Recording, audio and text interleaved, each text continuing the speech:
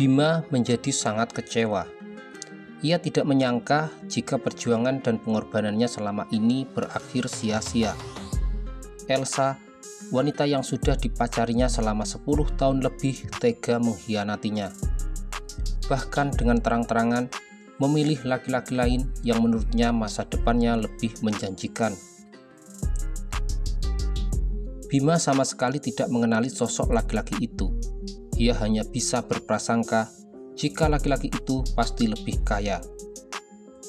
Padahal selama 10 tahun di Korea, ia selalu berusaha sekuat tenaga membangun usaha di dalam negeri demi masa depan bersamanya.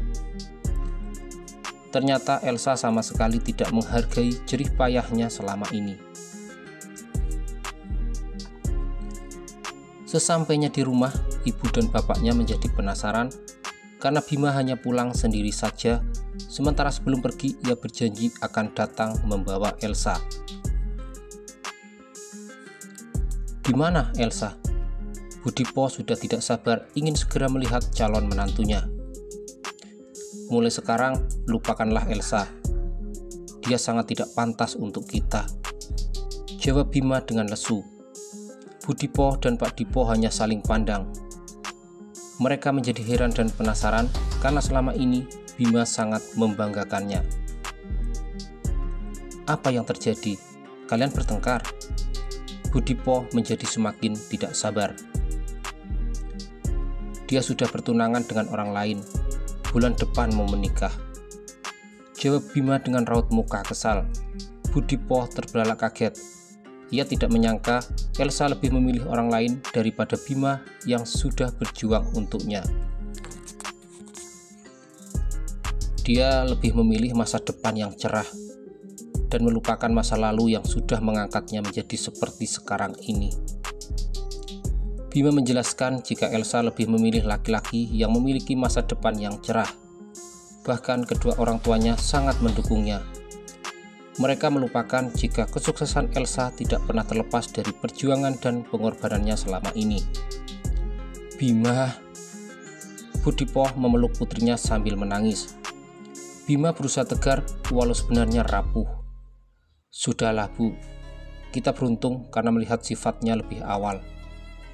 Bima membujuk ibunya agar tetap tegar menghadapi masalah yang terjadi. Sunita menjadi heran melihat ibu mertua dan adik iparnya berpelukan sambil menangis. Ia melangkah mendekat untuk mengetahui yang sebenarnya terjadi. Sudahlah Bu, kita lupakan saja dia, ucap Bima sambil melepas pelukan ibunya. Ia menyadari kedatangan kakak iparnya. Ada apa ini Bu? Sunita bertanya dengan penuh keheranan. Budipo menjadi gugup setelah menyadari menantunya sudah berada di tempat itu. Gak ada apa-apa, ini masalah Bima, Budipo berkata dengan gugup. Oh iya Bu, gak apa-apa, kupikir ada apa, Sunita menjawab dengan sopan. Mbak, aku putus cinta. Elsa memilih laki-laki lain. Bima menjelaskan masalah yang sedang dihadapi. Suni terbelalak kaget. Secepat mungkin membungkam mulut dengan telapak tangan kanannya. Tapi sudahlah, tidak perlu dipikirkan. Wanita banyak di dunia ini, tinggal pilih saja. Bima berkata sambil bergegas melangkah menuju kamar. Suni memandangnya dengan kasihan.